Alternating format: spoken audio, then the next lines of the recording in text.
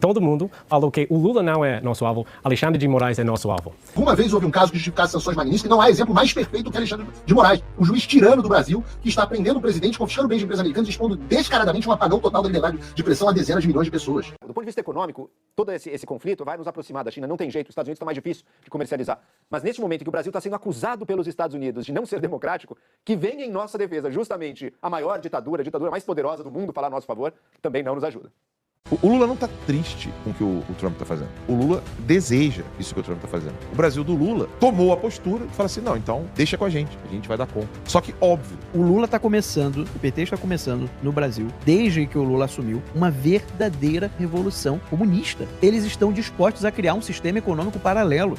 Tarcísio, ele não era ninguém, virou ministro, agora é governador, cogitado para ser presidente e mesmo assim comporta-se como um filho do... A casa caiu! Alexandre de Moraes não dorme mais! Ele e outros ministros do Supremo vão perder o sono ao longo dos próximos 4 anos com o Donald Trump de novo na presidência dos Estados Unidos. A situação vai ficando cada vez mais difícil para Alexandre de Moraes. Só que hoje saiu uma notícia assim que, olha, ultrapassou as expectativas. Eu acho que é a pior possível para o ministro Moraes, que deve estar lá fazendo ele roer as unhas lá no gabinete dele do Supremo Tribunal Federal.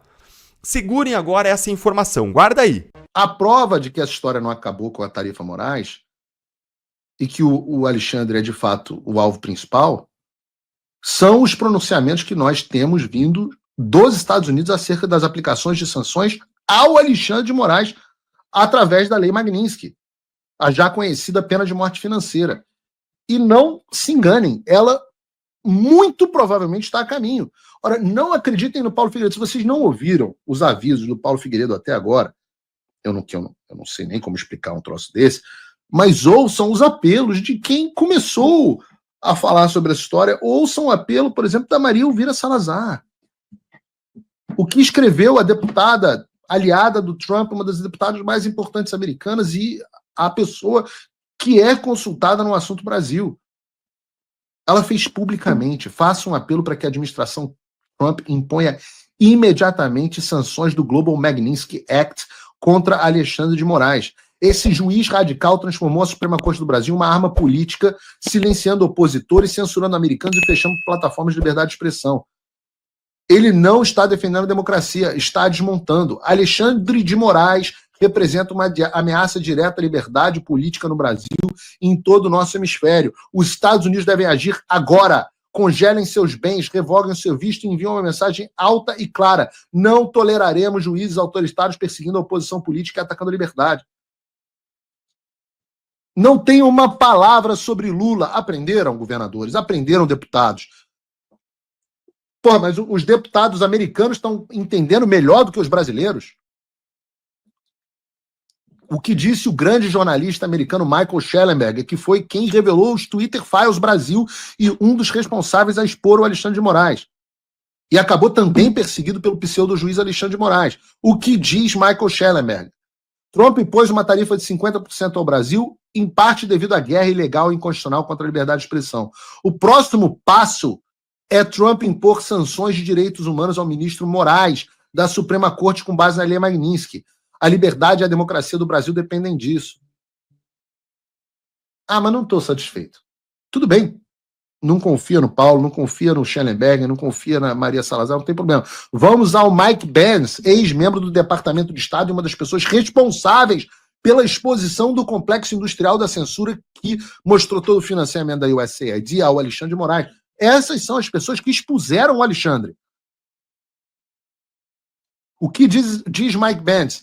Se alguma vez houve um caso que justificasse sanções Magnitsky, não há exemplo mais perfeito que Alexandre de Moraes, o juiz tirano do Brasil, que está prendendo um presidente, confiscando bens de empresas americanas e expondo descaradamente um apagão total da liberdade de expressão a dezenas de milhões de pessoas. A essa altura, você que assiste o Paulo Figueiredo Show já deve ter decorado a minha frase.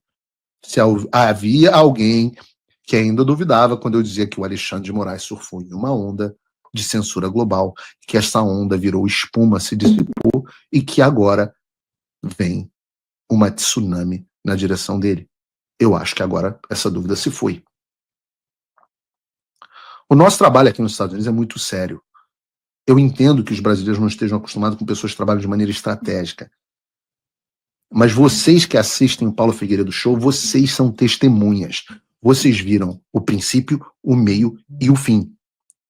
Talvez não o fim, porque a gente ainda não tenha chegado totalmente ao fim.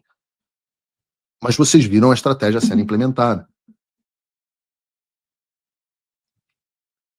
Então vocês acostumem-se com uma pessoa que entrega o que promete. Aqui não tem acabou, porra. Aqui não tem covardia, aqui não tem... Não adianta mandar me prender, não adianta me botar na lista Interpol, não adianta. Se eu for preso na lista Interpol, fui, pô. Fui preso, vou lá, vou tentar ser solto, e a vida que segue eu já fui, já passei por isso antes. Eu não entendo esse medo desesperador de ir para uma prisão. Bolsonaro iria para uma prisão domiciliar, eu não entendo. Briga, pô, faz parte da trajetória, grandes líderes são presos, faz parte. Pô, meu bisavô foi preso na Fortaleza de Santa Cruz por Getúlio Vargas. Aliás, ontem foi 9 de julho, grande feriado de São Paulo. Até não tinha pensado nisso, mas icônico que tenha acontecido isso no dia 9 de julho. Parece que o 9 de julho carrega uma tradição para minha família grande, né? É uma data importante. Então guardem o que eu estou dizendo. Essa história não acabou com a Tarifa Moraes. Vem muita coisa por aí. Eu falei com o Eduardo Bolsonaro ontem, falei com o Paulo Figueiredo ontem, falei com Steve Bannon ontem, e todo mundo falou que o Lula não é nosso alvo, Alexandre de Moraes é nosso alvo. E que eles acham que Alexandre de Moraes é a pessoa mais perigosa no Brasil, e eles estão confrontando, atacando os ordens dele para as empresas americanas para derrubar as contas e coisas assim. E eu acho que isso já se virou uma pauta nos Estados Unidos, especialmente na direita. Pessoas conhecem essa coisa. Quando a pessoa está falando sobre o Brasil, muitas pessoas na direita nos Estados Unidos, elas lembram que essa briga entre Musk e Moraes. Então, isso é uma pauta lá e, claro, chegou ao presidente Trump. Olha que momento histórico único e paradoxal que a gente vive. Neste exato momento, com a China reagindo às tarifas que os Estados Unidos impôs ao Brasil, tarifas que ele usou como uma chantagem política, né? Ele quer que decisões judiciais e opções políticas sejam feitas dentro do Brasil para ele tirar as tarifas que ele colocou, algo inédito e, é claro, totalmente contra todas as regras do comércio internacional.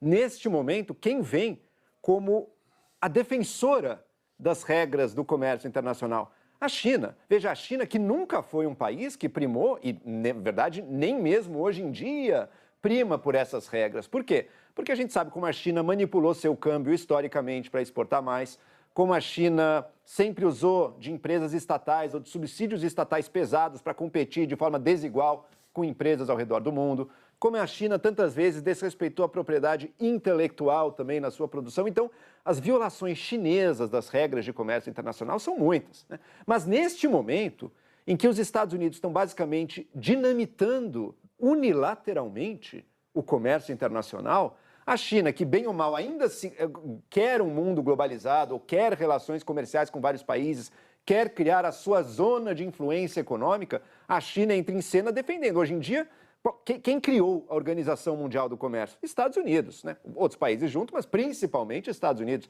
Quem que inviabiliza neste momento a Organização Mundial do Comércio? Os Estados Unidos. E quem que historicamente era muito sancionada por essa organização? China, mas quem que hoje em dia a defende? China. Então esse é o momento que a gente vive, um momento em que, ao menos do ponto de vista econômico, a ordem global está mais defendida pelo lado da China do que pelos Estados Unidos. Só que isso tem um outro lado, e é um outro lado muito danoso, tá? Porque a gente está falando aqui, eu estou falando aqui apenas de economia. Se a gente olhar para o lado da política, para o lado dos direitos humanos, a gente sabe, a China é uma ditadura completa, com um histórico de desrespeito aos direitos humanos total, também das liberdades individuais totais.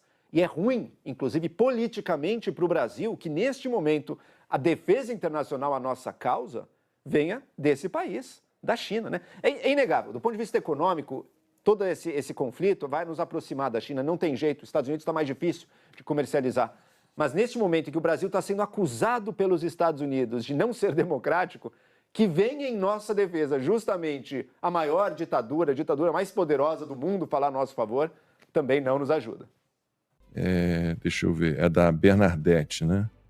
Por que Eduardo Bolsonaro afirma que a taxação é por causa de Moraes se Lula foi tão agressivo com o Trump?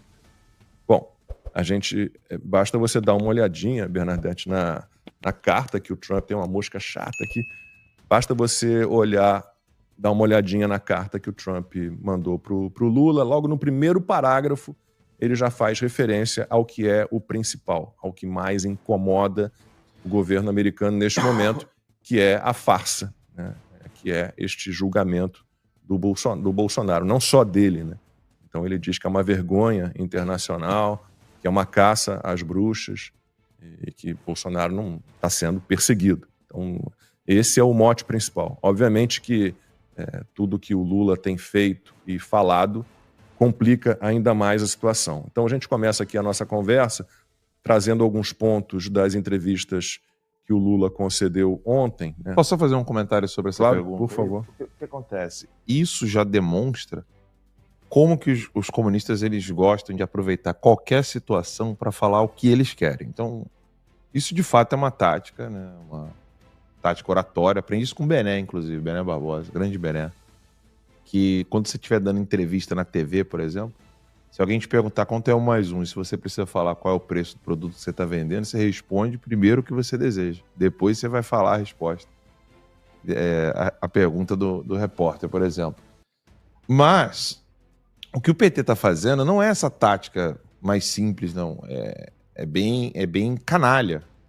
O Lula está jogando para si a responsabilidade porque ele vê nisso uma oportunidade de poder mudar completamente a moeda brasileira.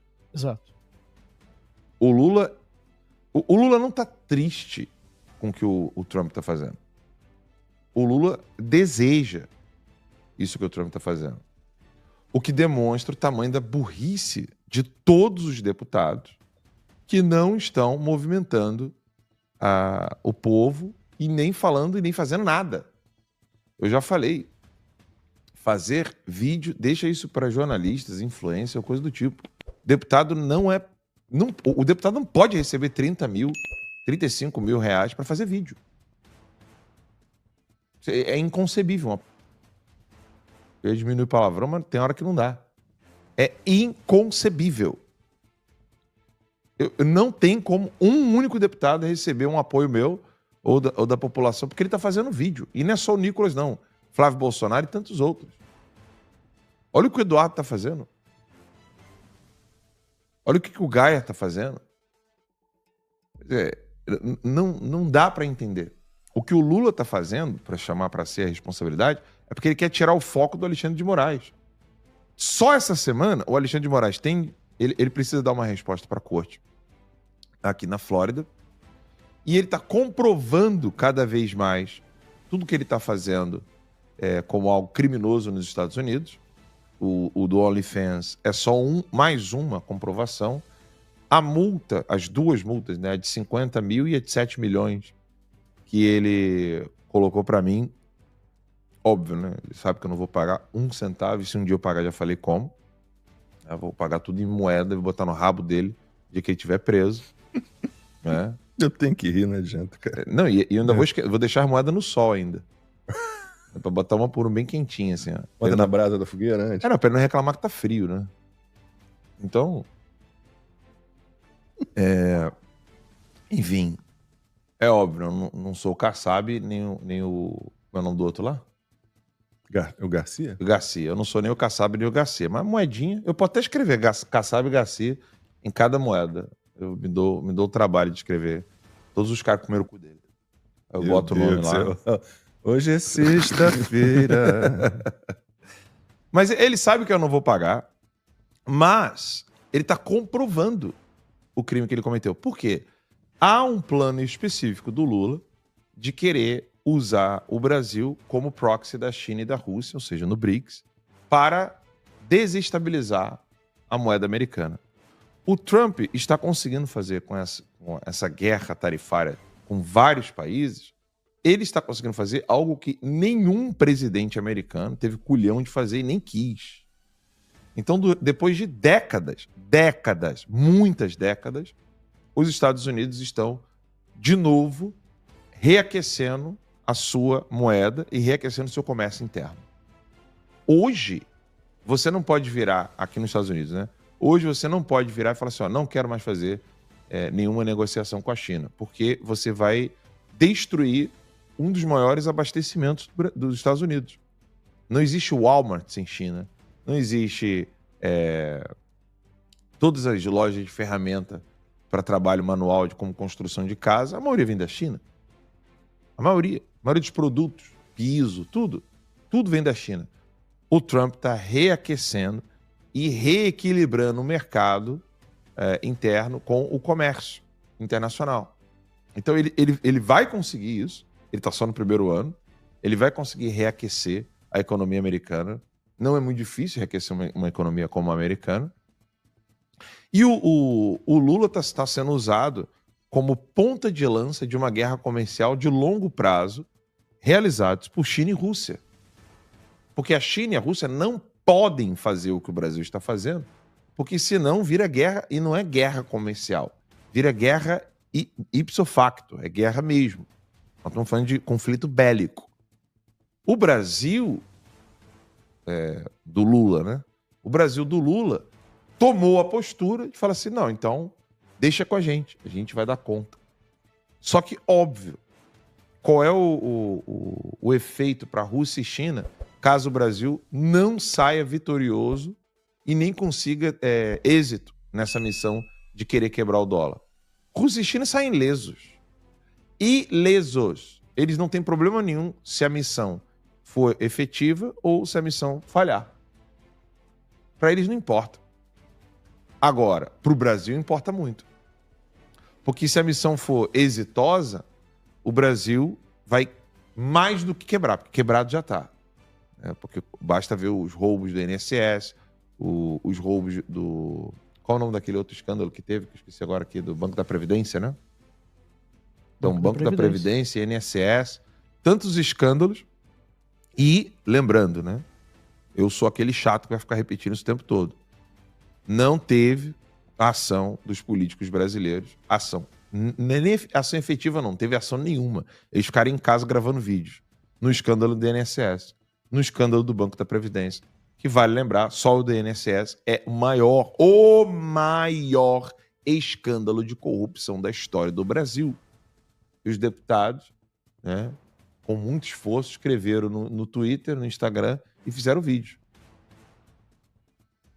Agora, imagine se fosse a esquerda. Vira o quadro.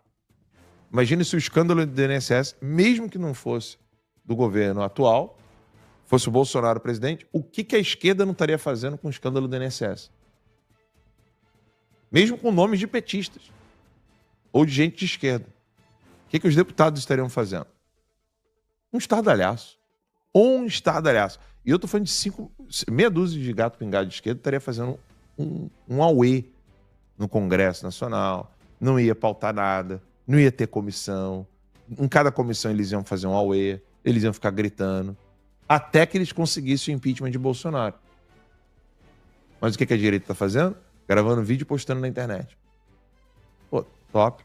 Vai dar muito certo isso aí. Então o Lula, ele está trazendo a culpa para si, quando na verdade o culpado é o Alexandre de Moraes, não só por uma interpretação subjetiva, está no texto do Alexandre no primeiro parágrafo. No primeiro parágrafo do Trump. Em caixa alta, você esqueceu. Em caixa alta. Então, assim, o culpado é o Alexandre de Moraes. O Alexandre de Moraes está muito feliz de ver que o nome dele não está sendo utilizado como o culpado. O Lula está pegando o protagonismo disso e falando todas essas merdas que a gente vai mostrar hoje. E, no fim das contas, ele não está nem aí, nem ele, nem o grupo dele, nem a turma dele, para a soberania brasileira coisíssima nenhuma. Para ele, pouco importa a soberania brasileira, a principal soberania, que é a soberania do povo, né? Todo poder emana do povo.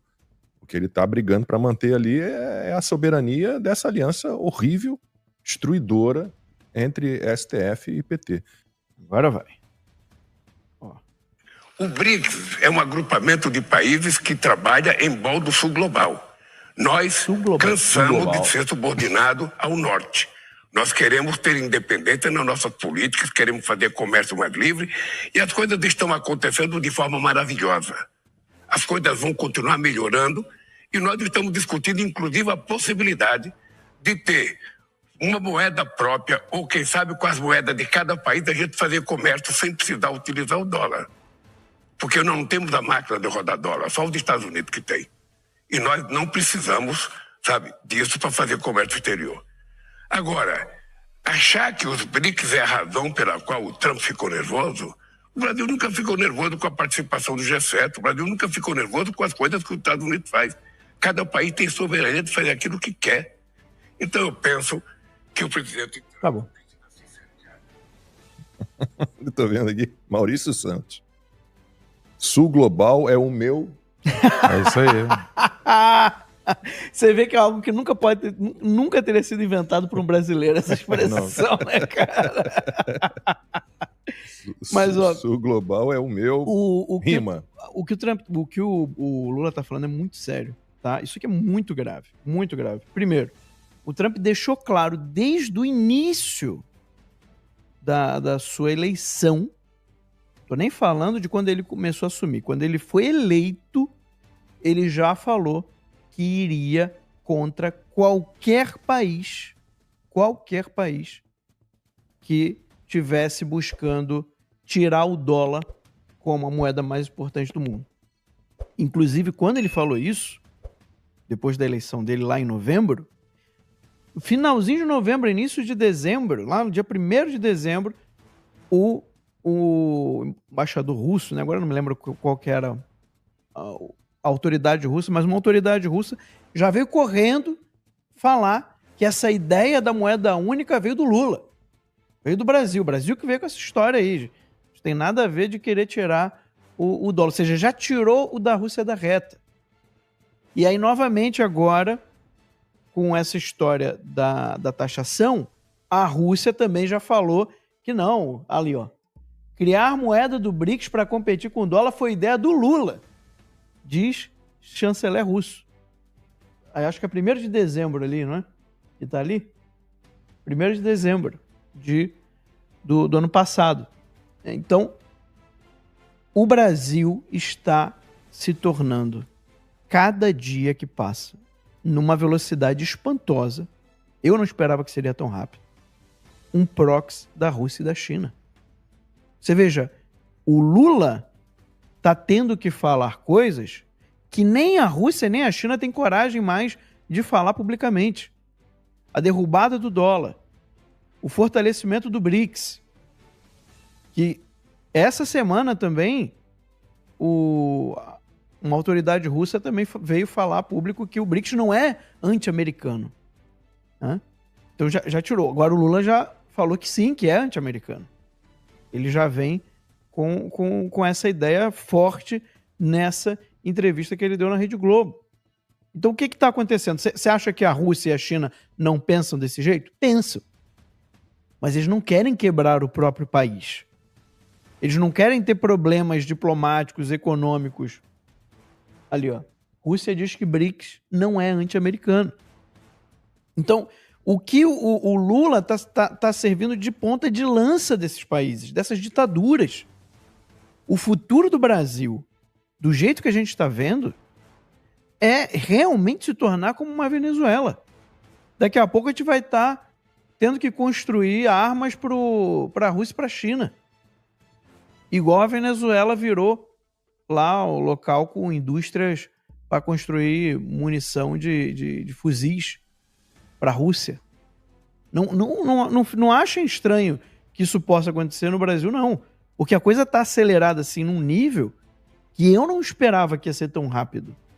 Então o Lula vir publicamente e falar que ele quer tirar a soberania do dólar. E o motivo dele é muito engraçado, não, porque a gente não tem máquina para produzir dólar. Ou seja, a ideia dele de economia é uma coisa assim impressionante, né? É um gênio, né? Com J, né? E que acha que ele vai resolver o problema da economia do Brasil produzindo dinheiro. Não, se a gente começar a produzir aqui bastante dinheiro, a gente vai ficar rico. Né? Não sabe o mínimo do que significa inflação, deterioração. Eu acho que sabe. Será que ele sabe? Ele Sabe, ele tá inflação, jogando. ele acha bom a inflação, Ele, pô. ele tá jogando pra galera. Porque quais bancos que serão beneficiados com isso? Itaú, né, o próprio Banco do BRICS, o próprio BNDES. Quer dizer, tem algum banco americano que tá ali apoiando o Lula numa coisa dessa? Banco americano. O Bank of America da vida? Não é. O Lula ele tá jogando pra galera. Porque, infelizmente, Max, até a galera que é liberal, que estuda economia 24 horas por dia, essa galera vai pro banheiro se masturbar pensando em economia, vendo foto do Milei. Até essa galera acha que dinheiro se faz com impressão? Se você perguntar hoje pra qualquer pessoa, falar assim, ó, como é que se faz dinheiro hoje no mundo? Eles não vão falar pra você que são os bancos privados. Quantos por cento, Max, é de banco privado? Responsável? 97.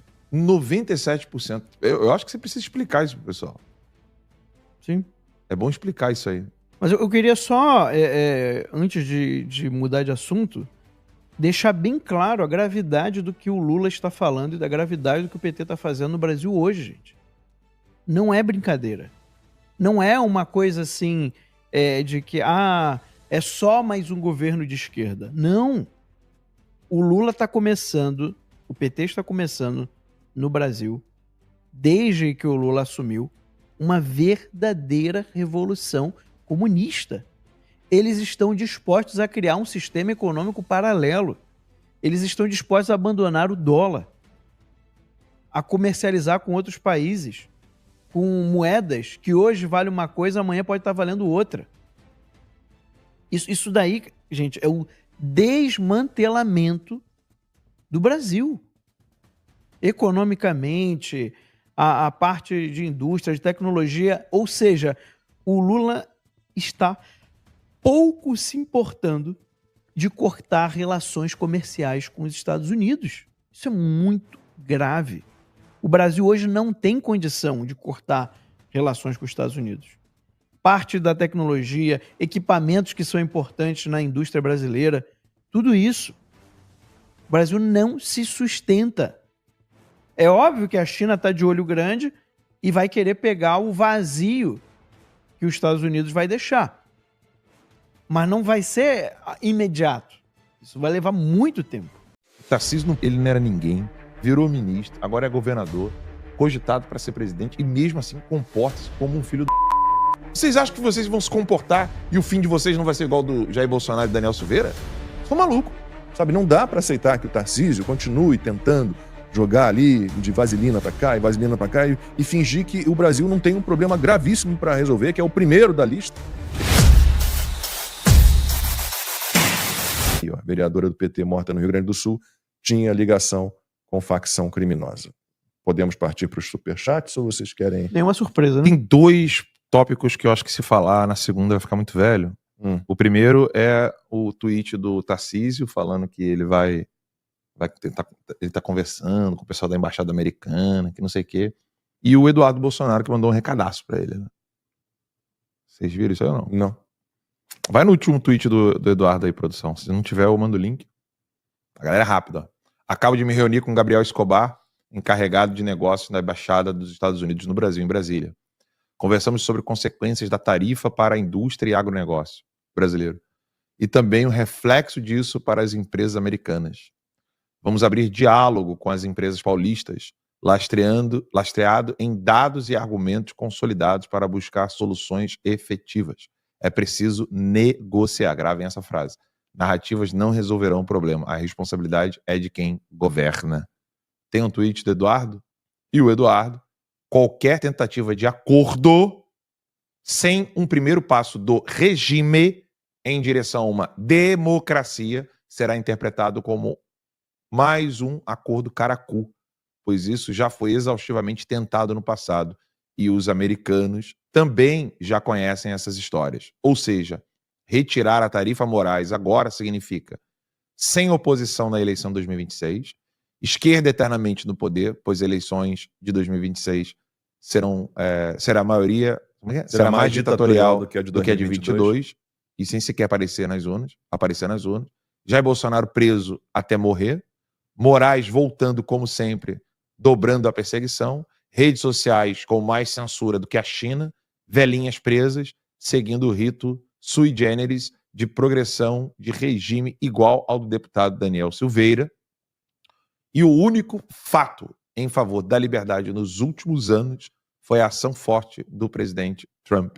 Antes disso, foi só censura, prisões e regulamentações das redes sociais e acordos caracu. Não mais.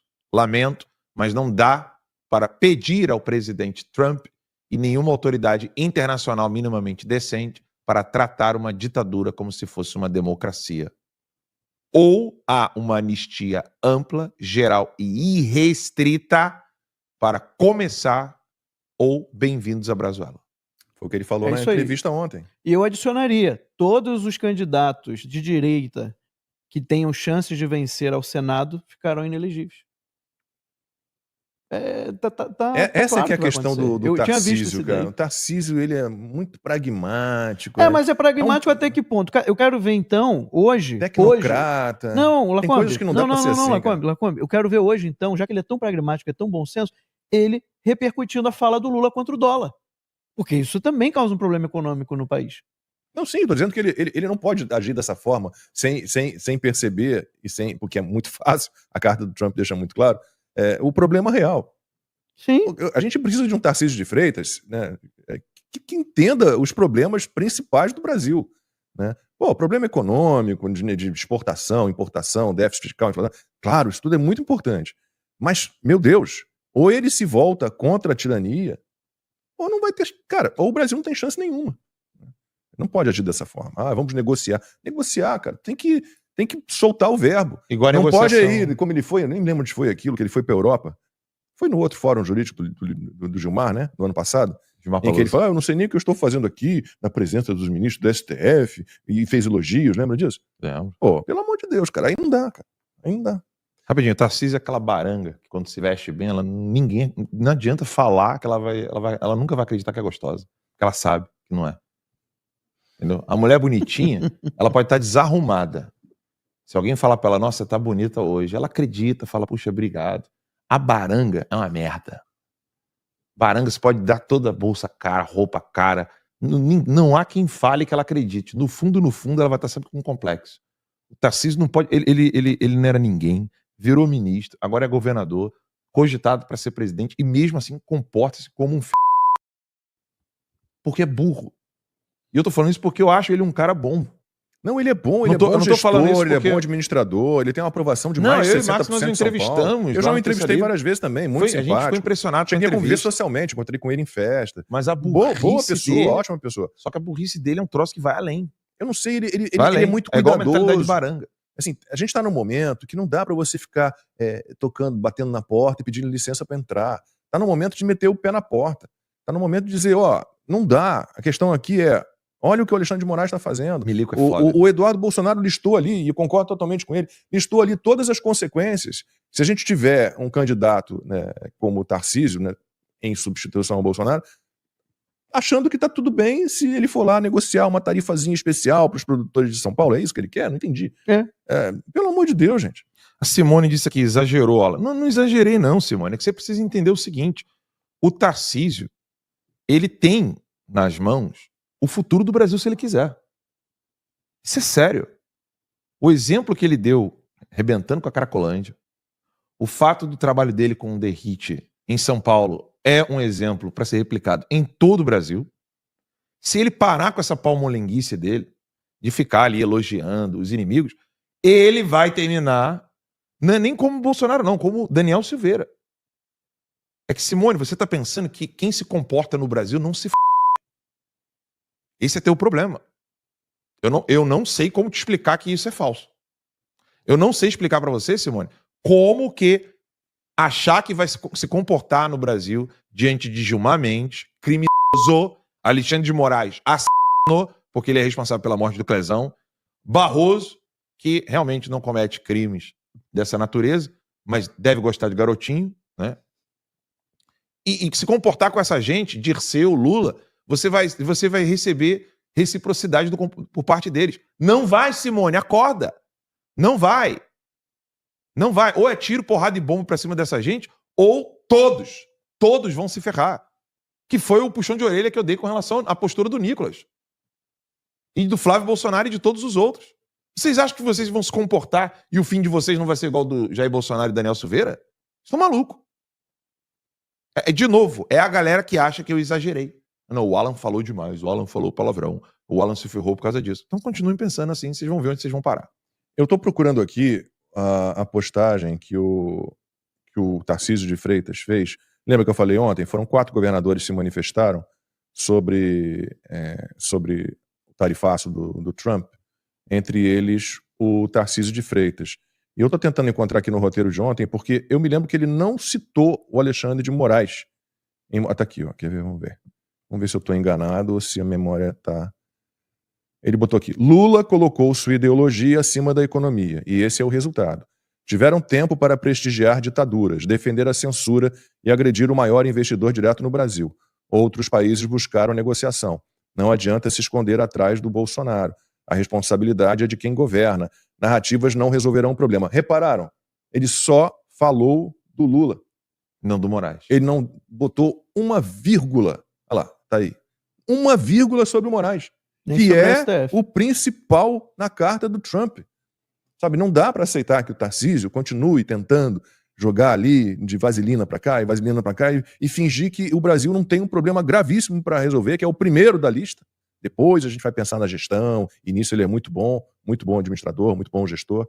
Mas assim, enquanto uma pessoa como o Tarcísio não olhar para o STF e perceber que ali está o risco maior, vai ficar muito complicado para a gente. Bem, bem difícil.